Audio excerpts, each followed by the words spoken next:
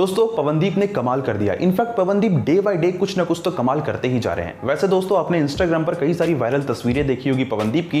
In fact हमने अपने channel creator research के कम्युनिटी टैब के थ्रू भी आपको बताया कि किस तरीके से पवनदीप कल मुख्यमंत्री आवास उत्तराखंड के सीएम से मिलने गए थे, जहां पर पवनदीप को बहुत अच्छे तरीके से सम्मानित किया गया, उनका स्वागत सत्कार हुआ। और इतना ही नहीं, पवनदीप को ब्रांड एम्बेसडर नियुक्त किया गया है उत्तराखंड का for art culture and tourism, जो कि एक बहुत बड़ी बात है। और इस चीज को राघव जुएल ने भी अपने इंस्टाग्राम फीड पर और स्टोरी पर शेयर किया है, जो डेफिनेटली एक बहुत बड़ा अचीवमेंट है, एक प्राउड मोमेंट है पवनदीप के लिए और उनके फैंस के लिए। खैर दोस्तों, इसी से रिलेटेड मेरे पास काफी सारे कमेंट और मैसेज आ रहे थे कि पवनदीप के ऊपर और कौन सी रिस्पॉन्सिबिलिटी आई है जब उन्हें ब्रांड एम्बेसडर नियुक्त किया गया, उनके क्या काम होंगे, उनके कार्य क्षेत्र क्या होंगे, साथ ही उनकी सैलरी क्या होगी और उन्हें किस तरीके से इन सारी चीजों को प्रमोट करना है। तो दोस्तों इन सारे से रिलेटेड मेरे पास एक टोटल जानकारी है, तो आज की इस वीडियो में मैं आपको ये सारी चीजें बताने वाला हूं। साथ ही साथ अरुणिता से रिलेटेड भी हमारे पास कुछ अपडेट्स आ रहे हैं कि अरुणिता को भी सम्मानित किया गया है, तो उसके बारे में भी आज की इस वीडियो में हम बात करेंगे। सो गाइस प्लीज आप चैनल को जरूर सब्सक्राइब करें। साथ ही साथ हम कल या परसों अपने चैनल पर एक पहला व्लॉग डालने वाले हैं, तो उसका लिंक आपको डिस्क्रिप्शन में मिल जाएगा। कृपया आप उस चैनल को भी जरूर फॉलो करें। तो चलिए दोस्तों, मैं आपको बताता हूं पवनदीप के ब्रांड एम्बेसडर के पीछे की कहानी, साथ ही साथ अरुणिता को सम्मानित किया गया उससे रिलेटेड भी कुछ फैक्ट्स। दोस्तों जैसा कि आपको पता है कि अभी हाल के दिनों में ही महाराष्ट्र गवर्नर के स्पेशल इनविटेशन पर पवनदीप राजन और अरुणिता कांजीलाल को महाराष्ट्र के गवर्नर हाउस पर बुलाया गया, उनका स्वागत सत्कार हुआ, साथ ही गवर्नर ने उनको सम्मानित किया और पवनदीप और अरुणिता ने कुछ देशभक्ति के गाने भी गवर्नर को सुनाए। उसके बाद दोस्तों हमने देखा कि जब इंडियन आइडल वालों ने सभी कंटेस्टेंट को वोट अपील के लिए अपने अपने घर भेजा, जो कि हम करण जौहर स्पेशल एपिसोड पर उनके घर के कुछ झलकों को देख सकते हैं, तो ऐसे में उस समय भी उत्तराखंड के सीएम के द्वारा पवनदीप को इनवाइट किया गया था और उस समय के सीएम ने पवनदीप को तभी भी सम्मानित किया था और बहुत अच्छे तरीके से उनका स्वागत सत्कार हुआ था उत्तराखंड के मुख्यमंत्री आवास में।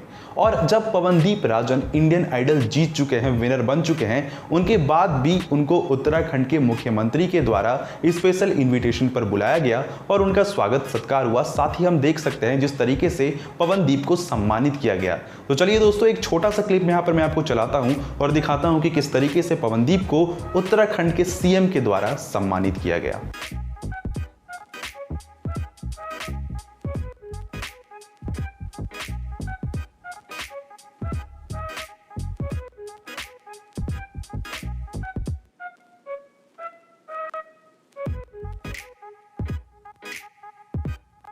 दोस्तों अभी अभी जो आपने वीडियो क्लिप देखा, डेफिनेटली वो एक प्राउड मोमेंट है पवनदीप और उनके फैंस के लिए। जैसे ही पवनदीप उत्तराखंड के मुख्यमंत्री आवास पहुंचते हैं तो वहां के स्टाफ के द्वारा काफी बेहतरीन ढंग से पवनदीप राजन का स्वागत सत्कार होता है और उनको बैठने के लिए कहा जाता है। एंड देन दोस्तों उसके थोड़ी देर बाद ही उत्तराखंड के मुख्यमंत्री जी आते हैं और वो पवनदीप को बहुत ही अच्छे तरीके से सम्मानित करते हैं। बहुत ही अच्छे तरीके से जो वहां का माहौल होता है वो पूरा बन जाता है। साथ ही साथ दोस्तों पवनदीप और मुख्यमंत्री जी के बीच में कुछ फॉर्मेलिटीज और साथ ही कुछ बातचीत होती है। उसके बाद पवनदीप एक अच्छा पहाड़ी गाना अपने राज्य के सीएम को सुनाते हैं।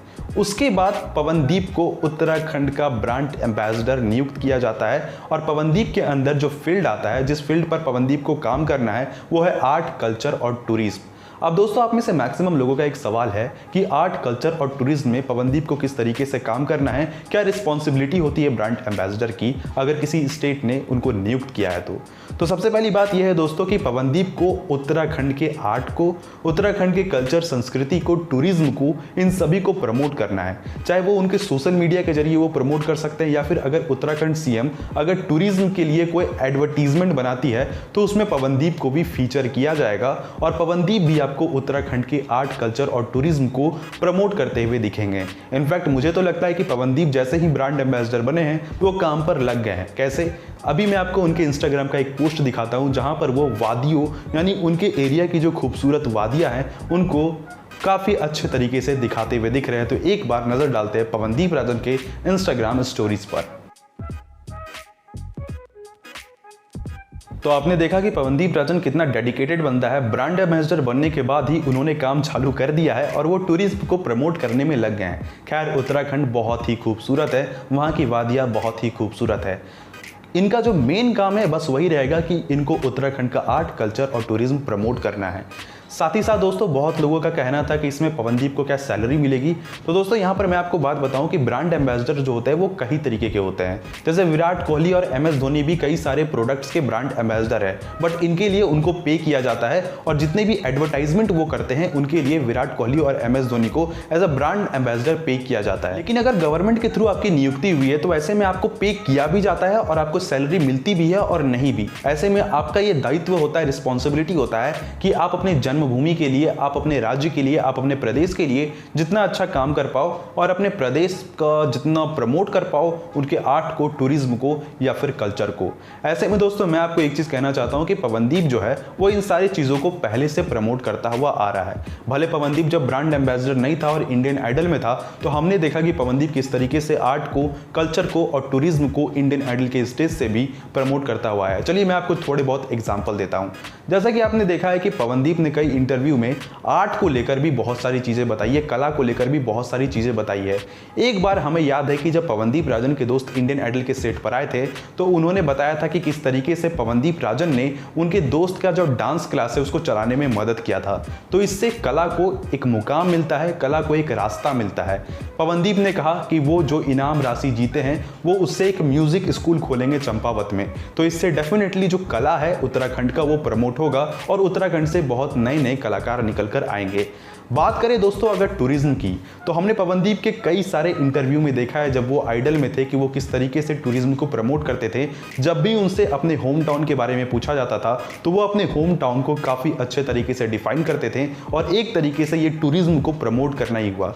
हम देख सकते हैं सेमीफिनाले में जब पवनदीप के घर का तस्वीर दिखाया गया था या जब भी आइडल में पवनदीप का होम टाउन का तस्वीर दिखाया जाता है तो वो कितना सुंदर होता है और इस तरीके से डेफिनेटली पवनदीप टूरिज्म को भी शुरू से ही प्रमोट करते हुए आए हैं उत्तराखंड का।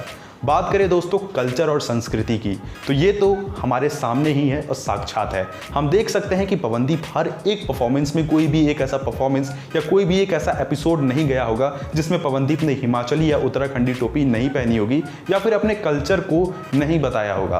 पवनदीप ने अपने एरिया के कल्चर को गानों के थ्रू भी बताया है। उन्होंने इंडियन आइडल के सेट पर कई सारे पहाड़ी गीत गाए हैं और उनके थ्रू अपने संस्कृति को प्रमोट किया है।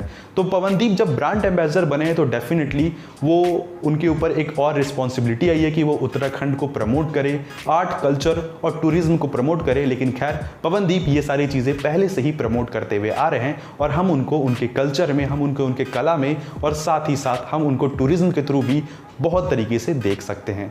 तो ये था दोस्तों पवनदीप के बारे में खबर। खैर आपका इसके बारे में क्या सोचना है ये भी आप डेफिनेटली कमेंट सेक्शन में ज़रूर बताएं।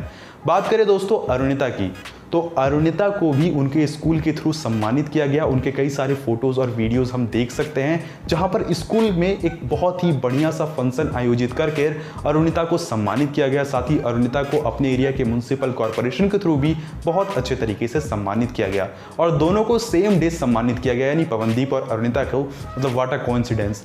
सो गाइज आज की इस वीडियो को हम एंड करते हैं, लेकिन एंड करने से पहले एक और बात, पवनदीप को क्वांटम यूनिवर्सिटी के मेंबर ऑफ गवर्नर्स ने एक मोमेंटो देकर भी सम्मानित किया है, जो कि डेफिनेटली पवनदीप के लिए एक बहुत बड़ी बात है। तो चलिए दोस्तों आज की इस वीडियो को एंड करते हैं। उम्मीद है कि इस वीडियो के थ्रू मैं आपको थोड़ी बहुत कुछ जानकारी दे पाया हूं पवनदीप और अरुणिता के बारे में। तो दोस्तों मिलेंगे कल कुछ और नई अलग अलग और इंटरेस्टिंग स्टफ के साथ। उसके लिए आप चैनल को जरूर सब्सक्राइब करें, वीडियो को जरूर लाइक करें। थैंक यू दोस्तों।